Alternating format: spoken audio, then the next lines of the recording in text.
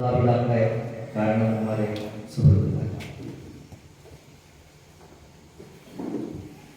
ഒരുപാട് പ്രയാസങ്ങൾ സഹിച്ച് ഒരുപാട് പ്രതിസന്ധികളൊക്കെ തരണം ചെയ്തിട്ടാണ് ഇന്ന് ഇങ്ങനെ ഒരു വേദി നമുക്ക് കിട്ടിയിട്ടുണ്ട്. അതിന് ഇതിന്റെ സംഘാടകരോടൊക്കെ ആദ്യമായിട്ട് ഹൃദയത്തിൽ തൊട്ട നന്ദി അറിയിക്കുകയാണ്. കാരണം ഓരോ ദിവസവും അമ്മമാര് കേൾക്കുന്നുണ്ടല്ലേ, ഓക്കെ അല്ലേ? കുട്ടികൾ വല്ലാതെ കഴിയുമ്പോ ഈ ക്ലാസ് എടുക്കുമ്പോ ശരിക്കും നമ്മളെപ്പോഴും പറയുന്നത് കുട്ടികൾ ഒച്ച ഉണ്ടാക്കണം. അല്ലെങ്കിൽ നമ്മൾ മനസ്സിലാക്കണം എന്താണ്, കുട്ടികൾ ഒച്ച ഉണ്ടാക്കിയില്ലെങ്കിൽ കുട്ടികൾക്ക് എന്തോ തരുന്നുണ്ട്. നേരെ തിരിച്ചാണെങ്കിലോ വലിയവരും ഒച്ച ഉണ്ടാക്കണമെങ്കിലോ നമ്മൾ മനസ്സിലാക്കണം അവർക്ക് എന്തോ തകരാറുണ്ട്. അപ്പൊ കുട്ടികൾ ഒച്ച ഉണ്ടാകും കേട്ടാ, പിന്നെ ടെൻഷൻ അടിക്കണ്ട. ഇതൊരു ഇന്ററാക്ഷനാണ്. ഒരാളിങ്ങനെ പറയാം, അങ്ങനെ കേട്ടിരിക്കില്ല, പിന്നെ ഇങ്ങോട്ട് എന്ത് ചെയ്യാം, പിന്നെ കാര്യങ്ങൾ ഷെയർ ചെയ്യണമെങ്കിൽ അതും ആവാം. ഓക്കെ, അപ്പൊ എന്തായിരുന്നാലും ഓരോ ദിവസവും ദൃശ്യശ്രാവ്യ മാധ്യമങ്ങളിലൂടെ നാം കണ്ടുകൊണ്ടിരിക്കുന്ന നമ്മുടെ മനസ്സിനൊക്കെ വല്ലാതെ വിഷമപ്പെടുത്തുന്ന, വല്ലാതെ സങ്കടമുണ്ടാക്കുന്ന വാർത്തകളാണ് ഇപ്പൊ കണ്ടുകൊണ്ടിരിക്കുന്നത്. മദ്യപിച്ച മകൻ മാതാപിതാക്കളെ വെട്ടിക്കൊന്നു. മദ്യപിച്ച് ഏതോ നവലഹരി ഉപയോഗിച്ച് അയൽവാസി നെയ്ബറിനെ അയൽവാസിയെ കൊന്ന ചരിത്രവും കഥകളൊക്കെ നമ്മൾ ഓരോ ദിവസവും കേട്ടുകൊണ്ടിരിക്കുകയാണ്. അപ്പൊ ഇതില് എന്തുകൊണ്ടാണ് നമ്മുടെ മക്കളാണെങ്കിലും അതല്ലെങ്കിൽ നമ്മുടെ മറ്റ് ആളുകളാണെങ്കിലും ലഹരിയിലേക്ക് ആകർഷിക്കാൻ എന്തെങ്കിലും കാരണങ്ങളുണ്ടോ? അത് നമ്മൾ എന്തെങ്കിലും ഇപ്പൊ നമ്മുടെ മുന്ന മക്കള് നമ്മൾ ജീവനോളം സ്നേഹിക്കുന്ന ഒരുപാട് ത്യാഗങ്ങളും പ്രയാസങ്ങളും ഒക്കെ സഹിച്ച് 10, 17, 18 വയസ്സാകുമ്പോ ലഹരിയുടെ കരാളഹസ്തങ്ങളിലേക്ക് പെട്ട് ജീവിതം നശിക്കുന്ന ഒരു വിഭാഗം ചെറുപ്പക്കാർ അല്ലെ. അപ്പൊ അതില് രക്ഷിതാക്കളായ ഉമ്മമാർക്കും പിതാക്കന്മാർക്കും ഒക്കെ എന്തെങ്കിലും റോളുണ്ടോ ഇത് തടയുന്നത്? അതല്ലെങ്കിൽ നമ്മുടെ മക്കള് എങ്ങനെയാണ് ലഹരിയിലേക്ക് അകപ്പെടുന്നത്? നിങ്ങൾ എപ്പോഴും ചിന്തിച്ചിട്ടുണ്ടോ? എനിക്ക് BBC-യുടെ ഒരു സർവേ നടന്നു. ഒരുപാട് രാജ്യങ്ങളിൽ ലഹരി ഉപയോഗത്തെ കുറിച്ചുള്ള ഒരു സർവേയാണ്. അവിടെ ഒരുപാട് രാജ്യങ്ങൾ സഞ്ചരിച്ചു. അമേരിക്കയിൽ പോയി, ബ്രിട്ടനിൽ പോയി, ചെക്കോസ്ലോവാക്യയിൽ പോയി, ഉസ്ബെക്കിസ്ഥാനിൽ പോയി, ജർമ്മനിയിൽ പോയി, അവസാനം ലോകത്തെ ഏറ്റവും വലിയ ജനാധിപത്യ രാഷ്ട്രമായ നമ്മുടെ ഇന്ത്യ മഹാരാജ്യത്തും വന്നു. അതിന്റെ ഏറ്റവും തെക്കേ അറ്റത്ത് സ്ഥിതി ചെയ്യുന്ന 38,863 ചതുരശ്ര കിലോമീറ്റർ വിസ്തൃതിയുള്ള ദൈവത്തിന്റെ സ്വന്തം നാട്ടിൽ അവരെത്തി. അവർ ഞെട്ടിപ്പോയിട്ടാണ്.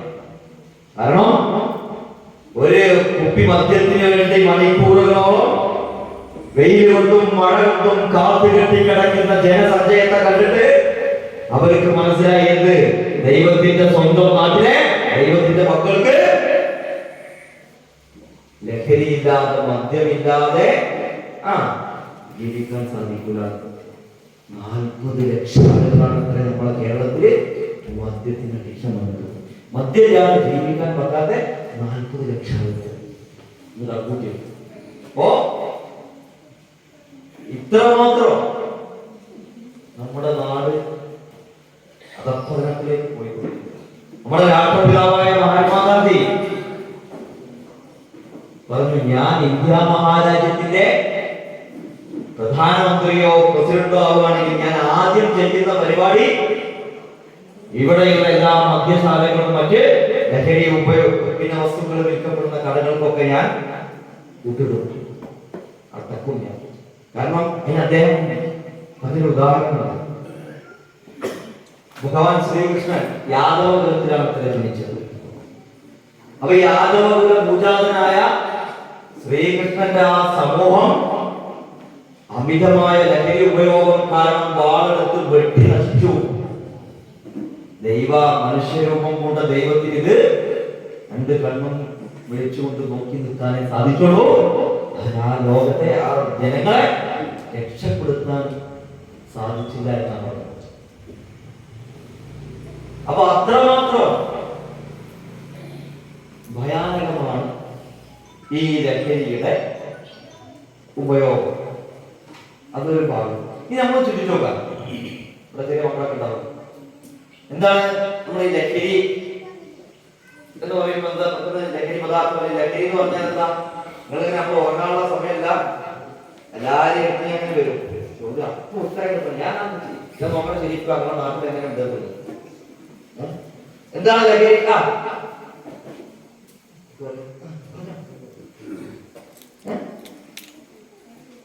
നിങ്ങൾ 4ാം ക്ലാസ്സിലെ ചെറിയ സ്കൂളിൽ പോയപ്പോ 2ാം ക്ലാസ്സിലെ കുട്ടികളൊക്കെ എന്താ ഉത്തരം സമയം കൊണ്ട് പറഞ്ഞു?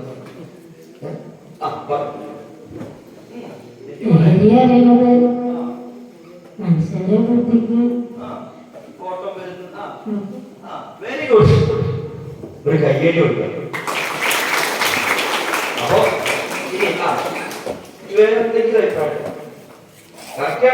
അതായത് നമ്മുടെ ഖരരൂപത്തിലുള്ളതായാലും വാതക രൂപത്തിലുള്ളതായാലും നമ്മുടെ ശരീരത്തിന്റെ ഉള്ളിലേക്ക് പ്രവേശിച്ചു കഴിഞ്ഞാൽ നമ്മുടെ തലച്ചോറിൽ എന്തെങ്കിലും രാസമാറ്റങ്ങൾ സംഭവിക്കുന്നുണ്ടെങ്കിൽ അതിന് നമുക്ക് എന്ത് വിളിക്കാം? ലഹരി എന്ന് വിളിക്കാം. ഒന്നുകൂടി ചുരുക്കി പറഞ്ഞാൽ, ഒരിക്കൽ ഉപയോഗിച്ചു കഴിഞ്ഞാൽ എപ്പോഴെപ്പോഴും ഉപയോഗിക്കണമെന്നും എപ്പോഴെപ്പോഴും കിട്ടണമെന്നും എപ്പോഴെപ്പോഴും കണ്ടിരിക്കണമെന്നും എപ്പോഴെപ്പോഴും തൊട്ടിരിക്കണമെന്നൊക്കെ തോന്നുന്ന എല്ലാ കാര്യങ്ങളെയും നമുക്ക് എന്ത് വിളിക്കാം? ലഹരി എന്ന് വിളിക്കാം. അപ്പൊ ഞാൻ ചോദിക്കട്ടെ, അങ്ങനെ എന്തെങ്കിലും ലഹരി ഉണ്ടോ? ഉമ്മമാരെ കളവ് പറയരുത്. നല്ലൊരു സദസ്സാണ്. എപ്പോഴെപ്പോഴും കണ്ടിരിക്കണമെന്നും എപ്പോഴെപ്പോഴും ഇങ്ങനെ കേട്ടിരിക്കണമെന്നും എപ്പോഴെപ്പോഴും ഇങ്ങനെ കൂടെ ഉണ്ടാവണമെന്ന് ആഗ്രഹിക്കുന്ന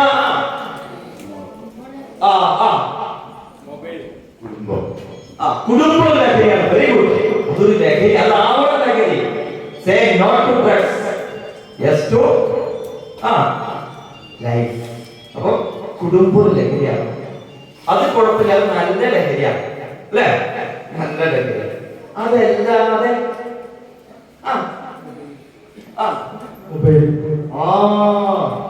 മൊബൈൽ ഫോൺ ലഹരിയാണ്. എങ്ങനെ ലഹരി ആവുന്നത്? ഞാൻ ഒരു തമാശക്ക് പറഞ്ഞല്ല, ഞാൻ അതിലേക്ക് വരാം. ഇനി ഇവിടെ മിടുക്കന്മാരുണ്ടല്ലോ, മൊബൈൽ ഫോണില് മൊബൈൽ ഫോൺ എടുത്ത് ഗെയിം കളിക്കുന്ന എത്ര ആൾക്കാർ? സത്യം പറയണോ? അതൊന്നും പറയും.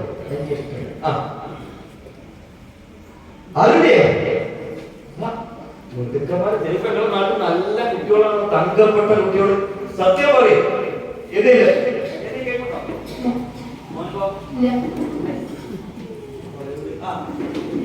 ഇതുവരെ കളിച്ചിട്ടല്ലേ? ഏതൊക്കെ?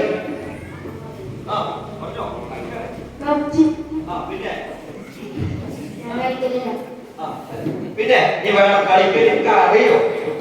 നമ്മള് മൊബൈലിൽ എല്ലാ കാര്യവും സെർച്ച് ചെയ്യുന്ന ആൾക്കാരാണ്. ഉമ്മമാരൊക്കെ ആണെങ്കിൽ പിന്നെ ലാസ്റ്റ് എങ്ങനെ ചട്ടിപ്പത്തിരി ഉണ്ടാക്കുന്നത്, ഞാൻ എന്റെ പെണ്ണുങ്ങളെ ചട്ടിപ്പത്തിരി ഉണ്ടാക്കുന്നത് അതുവരെ ഒക്കെ യൂട്യൂബിൽ സെർച്ച് ചെയ്യുന്ന കാലഘട്ടമാണ്. പിന്നെ ഏതാണ്? ഫ്രീ ഫയർ പറഞ്ഞു. പിന്നെ ഞാൻ ഈ കുട്ടികൾക്ക് വരുന്ന വിഷയത്തിലേക്ക് വരട്ടോ. ഞാൻ ഇവരെ കുറിച്ചെറിയ വരാം. പിന്നെ പറഞ്ഞോ, അവിടെ പെൺകുട്ടിയോട് മിടുക്കികളായി അവര് പറയുമ്പോ നിങ്ങൾ പറഞ്ഞില്ലേ ആണെടുത്തരുത്.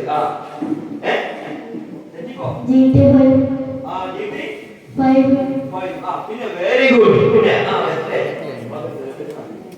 പിന്നെ നോക്കിയാൽ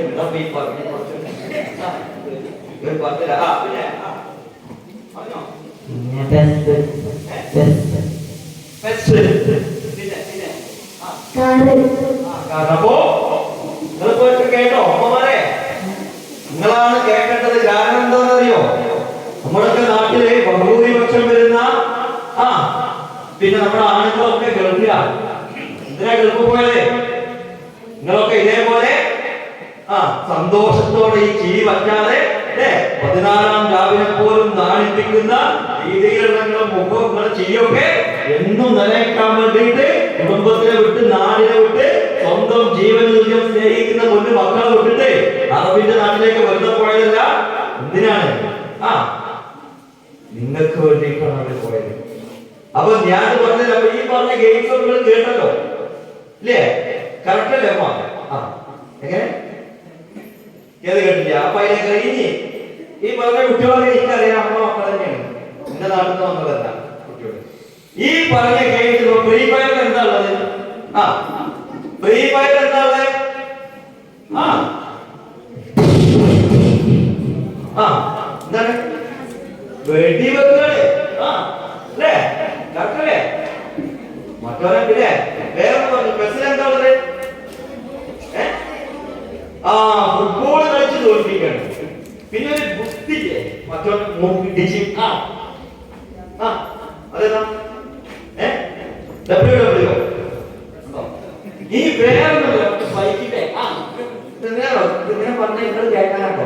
നിങ്ങൾ പോയിട്ട് ഞാൻ ബാക്കി മനസ്സിലോ. ആ പിന്നെ വേറെ ഒന്ന് ബൈക്കിന്റെ ഒന്നുണ്ടല്ലോ, ആ 3-4 ആ സൂചി ഏതാണ് ഏതാ ഫിഫ ഏതാ? അപ്പൊ എന്തോ ആയിക്കോട്ടെ, പ്രിയമുള്ള രക്ഷിതാക്കളെ അത്രയും പറഞ്ഞതിനാലോ ഈ പറഞ്ഞ ഫ്രീ ഫയർ ആയാലും പിന്നെ പബ്ജി ആയാലും പെസ് ആയാലും ഫിഫ ആയാലും WWE ഏതായാലും ഇതൊക്കെ നിരോധിക്കപ്പെട്ടിട്ടുള്ള ഗെയിമുകളാണ്. ഇത് എങ്ങനെ ഡൗൺലോഡ് ചെയ്യുന്നത്? ഉപ്പമാർ ഫോൺ മിക്കവാറും കിട്ടല് കുറവാകും. കാരണം എന്താ? നിങ്ങൾ നോക്കി ഉപ്പാക്ക് എന്തെങ്കിലും ലഹരി ഉണ്ടോ, ഉമ്മാക്ക് എന്തെങ്കിലും ലഹരി ഉണ്ടോ നോക്കാനൊന്നുമില്ല. ഉമ്മാന്റെ ഫോണെടുത്ത് ഒറ്റ ഓട്ടോ ഓടിയാണ്. ഉമ്മ പിന്നാലെ വരണ്ടെങ്കിൽ മനസ്സിലാക്കണം എന്താണ്? ഫോണ് പിന്നാലെ വരണ്ടെങ്കിൽ മനസ്സിലാക്കണം ഉമ്മാക്ക് എന്തോ ലഹരിയുണ്ട്. നിങ്ങളെ ഉപ്പച്ചി വീട്ടിലുണ്ട്, നിങ്ങളെ അച്ഛൻ നിങ്ങളെ ബാപ്പ വീട്ടിൽ വന്നിട്ട് നിങ്ങളെ ഫോൺ ഇങ്ങനെ ഇളഞ്ഞിങ്ങനെ വെക്കും ടേബിളില്. ബാപ്പ ഒന്ന് അങ്ങനെ ഒന്ന് പിന്നെ നോക്കുമ്പോൾ ഫോണിങ്ങനെ എടുക്കുന്നതിന് തോന്നുന്നുണ്ട്, പിന്നെയും വെക്കൂടെ. 5 മിനിറ്റ് കഴിഞ്ഞാൽ പിന്നെ ഇങ്ങനെ നോക്കട്ടെ. നിങ്ങൾ മനസ്സിലാക്കണം ഉപ്പച്ചിക്ക് എന്തോ കിട്ടിയെന്തോ. അപ്പോ ഇത് ഞാൻ പറഞ്ഞു കൊണ്ടുപോകുന്നത് എപ്പോഴെപ്പോഴും അപ്പൊ ഇത് വിട്ടിട്ടില്ലേ പിന്നെ ഗ്രൂപ്പുകളാണ് അതിലേക്ക് വരാം. ഈ ഗെയിംസിനെ കംപ്ലീറ്റ് ആയി. അപ്പൊ ഇതൊക്കെ ഈ പബ്ജി ആയിക്കോട്ടെ ഫ്രീ ഫയർ ആയിക്കോട്ടെ നിരോധിക്കപ്പെട്ട ഗെയിമാണ്. ഇത് ഡൗൺലോഡ് ചെയ്യുമ്പോൾ നിങ്ങളുടെ ഐഡി, നിങ്ങളുടെ ഇമെയിൽ ഐഡി വെച്ചിട്ടാണ് എന്ത് ചെയ്യുന്നത്? നിങ്ങൾ പിന്നെ ഒരു ഫോൺ വാങ്ങി ആ ഇമെയിൽ ഐഡി സ്റ്റാർട്ട് ചെയ്യുക. അതറിയോ? ആ ഇമെയിൽ ഐഡി അത് കിട്ടും, പിന്നെ സർവറിൽ കിട്ടും, പോലീസിൽ കിട്ടുന്നു. ഈ നിരോധിക്കപ്പെട്ടിട്ട് നോക്കുമ്പോൾ നിങ്ങളാണ് അതിന്റെ പ്രതിയാവുക. ഇത് ഡൗൺലോഡ് ചെയ്യാൻ പാടില്ലാത്ത സാധനം. എന്നിട്ട് നോക്കുക, ഈ 8 പൊട്ടും തിരിയാത്ത ഉമ്മയുടെ മുലപ്പാലിന്റെ മണം പോലും പറ്റാത്ത ഈ പിഞ്ചു മക്കള് സദാസമയം 1, 2, 3 മണിക്കൂർ ഇരുന്നിട്ട് ഇങ്ങനെ ഗെയിം കളിച്ച് കുട്ടിക്ക് ഒരാളെ കാണുമ്പോ അപ്പൊ വെടിവെക്കും, അല്ലെങ്കിൽ മൂക്കിടിച്ച് വരത്താൻ തോന്നും, ഒരു ബൈക്ക് കിട്ടിയാൽ അതൊന്ന് ഓടിച്ചു നോക്കാൻ തോന്നും. അപ്പോ ഈ വളർന്നു വരുന്ന പൊന്നു മക്കളെ ഇങ്ങനെയുള്ള അക്രമ വാസനയിലേക്ക് തള്ളിവിടുന്ന രക്ഷിതാക്കൾ നമ്മളല്ലേ സത്യത്തിൽ? അല്ലെ? നിങ്ങൾ അടുത്ത് കേട്ടോ, ഒരു 6 വയസ്സുകാരൻ തിരൂരിൽ തൂങ്ങി മരിച്ചു. വെറുതെ പറയല്ല, നെഞ്ചത്ത് കൈവച്ച് ചിന്തിക്കുക, നാളെ നമ്മുടെ നാട്ടിൽ ആവർത്തിക്കപ്പെടാതിരിക്കാൻ. അപ്പൊ എന്താ സംഭവം? ഈ കുട്ടി ഇപ്പൊ കാണാം, ഈ ചെറിയ എന്റെ നാട്ടിലൊക്കെ കാണാം, ചെറിയ കുട്ടികൾക്ക് ചോറ് ഭക്ഷണം കൊടുക്കുമ്പോ പണ്ടൊക്കെ കൂട്ടാൻ മീൻ പൊരിച്ചതും പിന്നെ ചെമ്മീൻകറിയൊക്കെ ആയിരുന്നു. ഇപ്പൊ എന്താണ്? കുട്ടികൾക്ക് മൊബൈൽ ഫോൺ കൊടുത്ത് ഉമ്മമാരാ വലിയ ഈ ബുൾഡോസർ ACB വാങ്ങുന്നത് പോലെ വലിയ കുട്ടി അത് നോക്കാൻ കൊടുക്കുക, ഇങ്ങനെ കൊടുക്കുക, കുട്ടി എന്ത് ചെയ്യുന്നു? ഭക്ഷണം കഴിക്കുന്നു. ഇങ്ങനെ ഒരു കുട്ടിക്ക് എന്ത് സംഭവിച്ചു? ചെറുപ്പം മുതൽ തന്നെ ഫോണ് കൊടുത്ത് ശീലിപ്പിച്ചു. അങ്ങനെ ആ കുട്ടി 5ാം ക്ലാസ്സിൽ എത്തിയപ്പോ സ്കൂളിൽ പോവാൻ പഠിച്ചു. സ്കൂളിൽ പോണെങ്കിൽ ഫോണ് വേണമ്മ, അല്ലാതെ ഞാന് ക്ലാസ്സിലേക്ക് ഒരു ദിവസം പോയി ക്ലാസ്സിൽ മുഴുവൻ ഫോണ് കൊടുക്കാതെ ഇരുന്ന് കരഞ്ഞ് ചീറി പൊളിച്ചു.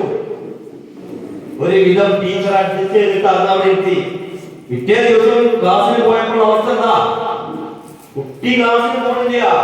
അങ്ങനെ ആ മനോവിഷമത്തിൽ 2 ദിവസം കഴിഞ്ഞപ്പോ കുട്ടിയെ കാണാതെ കുട്ടി മിസ് ചെയ്തു. പോലീസിലൊക്കെ പരാതി അവർക്ക് തെരഞ്ഞു, ഫുള്ള് പരാതി പിന്നെ തെരഞ്ഞു പോലീസിന് പരാതി കൊടുക്കും.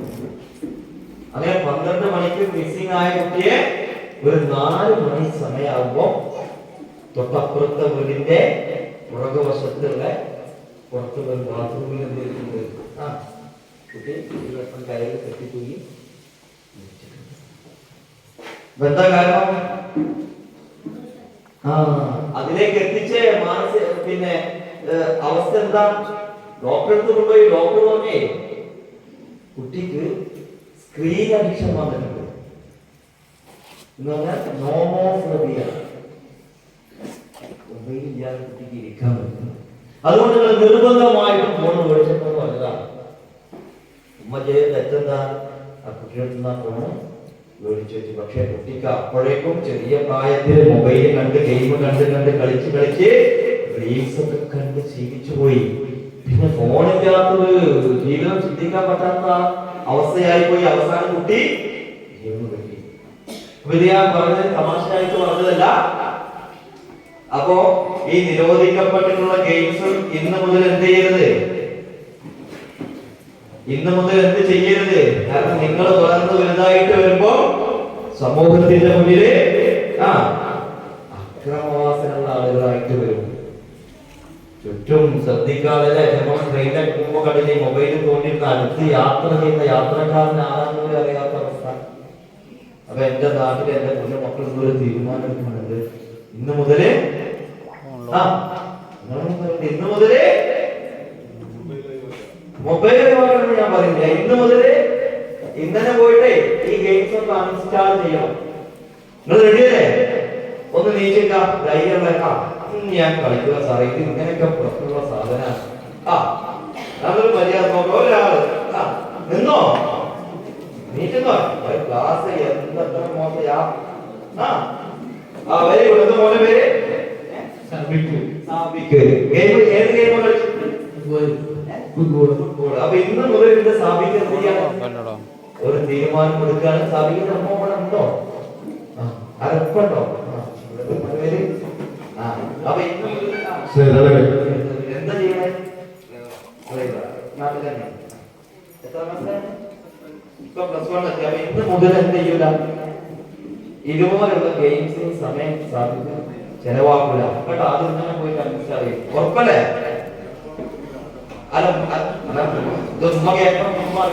അതിനാണ് ആദ്യം കൊണ്ടുപോയി ഇപ്പൊ പറയണം. നിങ്ങൾ ഇന്നെ വിളിച്ചാൽ മതി. അപ്പൊ കേട്ടോ. ഇനി ധൈര്യമുള്ള കല്യാണ ചുണക്കുട്ടികൾ ഉണ്ടോ നോക്കട്ടെ. ഈ തൃക്കടിയിൽ ഇത്ര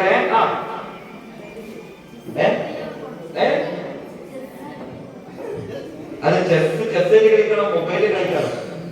മൊബൈലിൽ കളിക്കട്ടെ. ചെസ് ബോർഡ് മേടിക്കുക 10 വൈകിട്ട് കൊടുത്താൽ മതി. അതിനൊന്ന് കളിക്കും അല്ലേ? അത് നല്ലത്. കണ്ണിന് നല്ലതാണ്. ഈ സ്ക്രീനിൽ ഇങ്ങനെ കുറെ നോക്കുമ്പോ പ്രയാസങ്ങൾ ഉണ്ടാവും. നീ കുറെ കളിച്ചാൽ എന്താ പ്രശ്നം ഉണ്ടാവാം? ഇങ്ങനെ ഒരു കഴിഞ്ഞ എത്ര സമയം കളിച്ചിരിക്കും മതി? 2 മണിക്കൂർ 1 മണിക്കൂർ. പിന്നെ അതിലപ്പുറം കളിക്കുന്ന ആരെങ്കിലും ഉണ്ടോ? അത് പെൺകുട്ടികൾ ആരെയും കളിക്കുന്നുണ്ടോ? എന്താ എന്ത് ദോഷം കളിച്ചു കൂട്ടുക. ഇപ്പൊ സാറന്മാരും ഉപ്പമാരും ഒക്കെ ഉണ്ട്. കളിച്ച എന്താ പ്രശ്നം ഉണ്ടാവാം? കണ്ണ് കേട്ടത് 1 2 പിന്നെ മനസ്സ് മാറും. Very good. നല്ല ഉത്തരം. മനസ്സ് മാറും. മനസ്സ് മാറുന്ന പറയാൻ കാരണം എന്താ അറിയാം? ഞാൻ എന്തായി തൃത്താല ജോലി ചെയ്യുമ്പോ അന്ന് ഈ ജനമൈത്രിയാണ്. നിങ്ങൾ കേട്ടിട്ടുണ്ടാവും, ഇവിടെ വന്നിട്ടുണ്ടാവും. നിങ്ങളെ വീട്ടിലൊക്കെ ജനമൈത്രി പോലീസ് പിന്നെ വീട്ടുകാരൊക്കെ താമസിക്കുന്നു. അങ്ങനെ ഞാൻ ജനമൈത്രി ഓഫീസർ ആയതുകൊണ്ട് എന്റെ നമ്പർ നാട്ടിൽ എല്ലായിടത്തും. അപ്പൊ ഒരു വീട്ടിൽ കയറുമ്പോ എന്തെങ്കിലും പ്രയാസം ചെയ്യുമ്പോൾ ധൈര്യമായിട്ട് വിളിച്ചോളൂട്ടോ എന്ന് വരാം. അങ്ങനെ ഒരു ദിവസം ഒരു വൈകുന്നേരം 4 മണിക്ക് എന്റെ ഫോണിലേക്ക് ഒരു കോൾ വരികയാണ്. ഞാൻ കണ്ണ് കാണാത്ത ഒരാളാണ്, വളരെ പ്രയാസത്തിലാണ് നിങ്ങളെ വിളിക്കാൻ. കൊറോണ സമയം ഏകദേശം എന്റെ ലാസ്റ്റ് സമയത്താണ്, കൊറോണ നിൽക്കുന്ന സമയത്താണ്.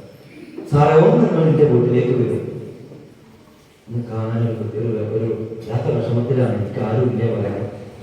ഞാനെന്തേത് വന്ന് പിന്നെ ഡ്യൂട്ടി കഴിഞ്ഞ് പോകാൻ നിൽക്കുന്ന സമയത്തൊക്കെ ഇങ്ങനെ കാണാൻ നമ്മൾ വിളിക്കുന്നത് അല്ലേ? നമ്മളെ ഡ്യൂട്ടിയുടെ ഭാഗമാണ്. എന്ത് ഒരു എല്ലാ പ്രശ്നത്തിലെ കഴിഞ്ഞിട്ട് അപ്പൊ ഞാൻ പോയി ആ വീട്ടിൽ പോയി നോക്കുമ്പോ ഒരു പ്രായമുള്ള ഒരാളാണ്. ഒരു ഒറ്റ പിന്നെ നേരെ ഓരോ മടിയിൽ പിന്നെ കോൺക്രീറ്റ് വാർപ്പാണ്, ചെറിയ വീട്. നമ്മൾ നിങ്ങൾ വിളിച്ച ആള് ഞാനാണ്. കയറി എന്താണ് ചോദിച്ചപ്പം പറയണത്, സാർ എനിക്ക് എൻ്റെ ഭാര്യ മരിച്ചുപോയി. അപ്പം രണ്ടാമതൊരു കല്യാണം കഴിച്ച ഒരു ഭാര്യനോടുണ്ട്, ഒരാൺകുട്ടി, അവൻ +1 പഠിക്കുക. സാറേ ഈ കൊറോണ വന്നപ്പോ, ഇവിടെയാണ് കൊറോണ നമ്മുടെ നാട്ടിൽ വന്നപ്പോ നമ്മളുടെ മക്കളുടെ പുസ്തകവും സ്കൂളും വിദ്യാലയവും ഒക്കെ ഏതായിട്ട് മാറി? മൊബൈൽ ഫോണായിട്ട് മാറി. നമ്മുടെ ക്ലാസ് മുറികള് സൈബർ മുറികളായിട്ട് മാറിയപ്പെട്ടായ ഏറ്റവും വലിയ ദുരന്താണ് എന്ത്? ഇത്ര പോകുന്ന മക്കള് മൊബൈൽ അഡിക്ഷൻ വന്നത്. ഇത് അതിന്റെ ഒരു ഭീമതിച്ചാണ്, പറയാതിരിക്കാൻ നിർവാഹമില്ല. അങ്ങനെ മോനൊക്കെ ഒരു മൊബൈൽ മേടിച്ചു കൊടുത്തു സാറേ. ഞാൻ അന്ന് ഈ കണ്ണു കാണാത്ത ഞാൻ രാവിലെ കടയിൽ പോകുമ്പോ എന്നും എന്നെ കൈ പിടിച്ചു കൊണ്ടുപോയിരുന്ന എന്റെ മോനാണ്. ഞാൻ സുബിഹിക്ക് ബാങ്ക് വിളിക്കുമ്പോ എന്നെ എഴുന്നേൽപ്പിച്ചിരുന്നത് എന്റെ മോനാണ്. കണ്ണില്ലെങ്കിലും കണ്ണില്ലാത്ത വിഷമം ഞാൻ അറിഞ്ഞിരുന്നില്ല. അത്രമാത്രം എന്നെ സപ്പോർട്ട് ചെയ്ത മോനെ ഇന്ന് എന്താണല്ലോ സാറേ ഞാൻ വിളിച്ചത്. ഞാൻ ഇന്നലെ രാത്രി കുറച്ച് ദിവസമായി ഇടവേളക്ക് ഒന്ന് ബാത്റൂമിൽ പോവാൻ വേണ്ടി നിൽക്കുമ്പോ എന്റെ മോന്റെ മേലെ കിടക്കരുത്. അവനിങ്ങനെ പറയുന്നത്, അടിക്കടാ, ഇടിക്കടാ, വെടിവെക്കടാ, കുത്തടാ, ചൗക്കടാ. ഡയലോഗ് സാറെ കേൾക്കുന്നത്. എന്റെ കുട്ടിക്ക് എന്താ പറ്റുന്നില്ല, ഫിരാന്ത് വായിക്കുമ്പോ കണ്ണ് കാണൂലല്ലോ.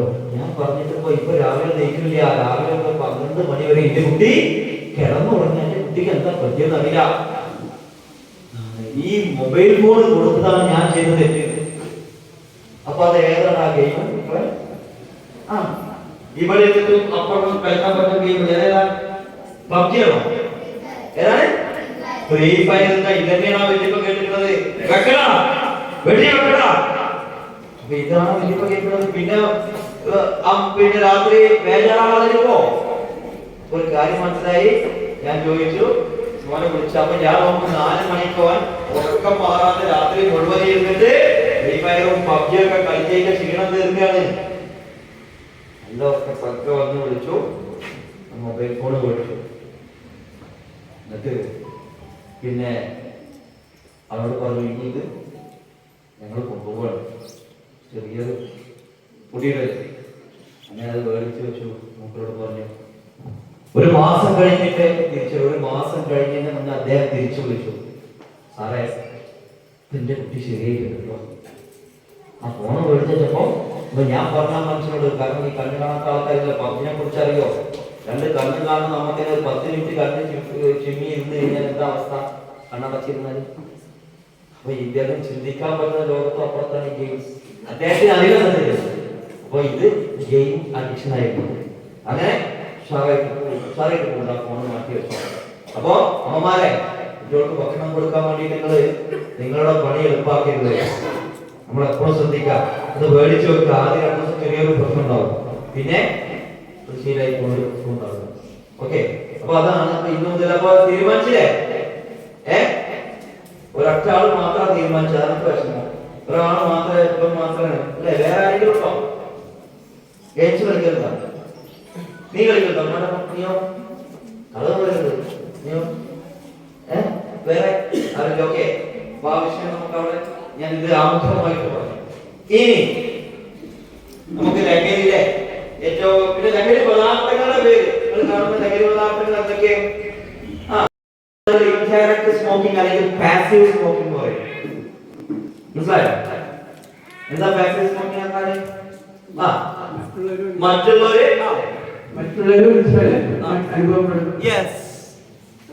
അപ്പോ മറ്റുള്ളവർ വലിക്കുമ്പോൾ ആ പുക ശ്വസിച്ച് വലിക്കുന്നതിനെയാണ് ഇൻഡയറക്റ്റ് സ്മോക്കിംഗ് എന്ന് പറയാം. ഞാൻ ഭയപ്പെടുത്തേ ഒരു പേരന്റെ മടിയിൽ വെച്ചിട്ട് ഒരു വലിയ കാജാബീഡിയിൽ ഞാൻ പൂച്ച. ആ വലിയ എനിക്ക് കൗതുകം തോന്നിയതല്ല. സാധാരണ നമ്മള് നല്ല വലിക്കാരൊക്കെ ഇങ്ങനെ വൃത്തം ആകാശത്തേക്ക് വെറുതെ കണ്ടിട്ടുണ്ട്. ഈ വലിയ വലിയ ത്രികോണങ്ങൾ ഉണ്ടാക്കിയിട്ടുണ്ടായി. അപ്പൊ ഏമാതിരി എന്ന് തുടങ്ങിയ വലിയ വട്ടമുണ്ടായി നമ്മൾ കണ്ടിട്ടുണ്ട്. ഇത് വലിയ വലിയ ത്രികോണം ചതുരൊക്കെ വിടുമ്പോ നമ്മൾ എന്ത് മനസ്സിലാക്കണം? അതോ മോണ കാട്ടിച്ചിരിക്കുന്ന ജീവിതത്തിലേക്ക് കാലെടുത്ത് വെച്ചിട്ടില്ലാത്ത പിഞ്ചു ആ ബേബിയെ മടിയിൽ വെച്ചിട്ടാണ് എന്ത് ചെയ്യുന്നത്. അപ്പൊ നിങ്ങൾ എന്ത് ചെയ്യുന്നത്? 7 മില്യൺ ആളുകളില് 1 മില്യണില് നമ്മളെ കുട്ടി പെടാൻ പാടും കേട്ടോ. ഇനിയെങ്കിലും നമ്മൾ ചിന്തിക്കാം. മൂന്നാമത്, ഈ സിഗരറ്റ് വലി കൂടിക്കഴിഞ്ഞാൽ അസുഖം COPD കേട്ടിട്ടുണ്ടോ? ശ്വാസകോശങ്ങൾ ഇങ്ങനെ ചുരുങ്ങി ചുരുങ്ങി വരിക. ഞാൻ എന്തായി പിന്നെ ചെറുപ്പശ്ശേരി സ്റ്റേഷനിൽ PRO ആയിരുന്നു ഞാൻ ഒരു കൊല്ലം നോക്കിയത്. അന്ന് പിന്നെ ഒരു പരാതിയായിട്ട് ഒരു അമ്മയും ഒരു അച്ഛനും അവരുടെ ഭർത്താവും വന്ന്. അപ്പൊ ഇദ്ദേഹം ഇങ്ങനെ ഇരിക്കുകയാണ്. അപ്പൊ ഇവിടെ ചുമ തുടങ്ങി കഴിഞ്ഞാൽ ചുമച്ചിട്ട് അങ്ങോട്ട് അങ്ങാടി വരെ. അപ്പൊ എത്ര കാലായി എത്ര കാലായി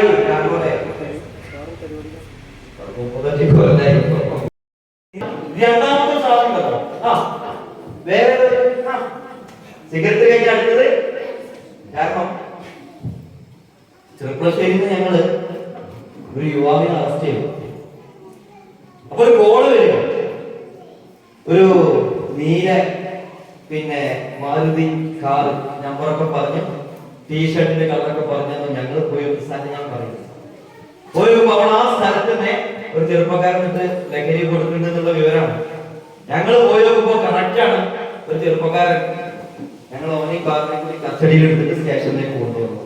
അപ്പൊ കുറച്ച് കഞ്ചാവ്, കുറച്ച് MDMA കിട്ടി. അപ്പൊ 0.5 ഗ്രാം MDMA അതിലേക്ക് വരാം. കയ്യിൽ വെച്ചാൽ നോൺ വെയിലബിൾ ആണ്. 0.5 ഗ്രാം നോൺ വെയിലബിൾ ആണ്. ജാമ്യം കിട്ടില്ല. അവര് കുഴപ്പമില്ല, വളരെ മുടിക്കനായിട്ട് എനർജറ്റിക് ആയിട്ടുള്ള ചെറുപ്പക്കാരൻ. ഉച്ചക്ക് ഭക്ഷണമൊക്കെ കൊടുത്തു, കസ്റ്റഡിയിൽ എടുത്തു, FIR ഇട്ടു. പിന്നെ നോക്കി ഒരു 4 മണിയായപ്പോ അതുവരെ നല്ല ഉഷാറായിട്ട് സ്റ്റേഷനിൽ ഇരുന്ന്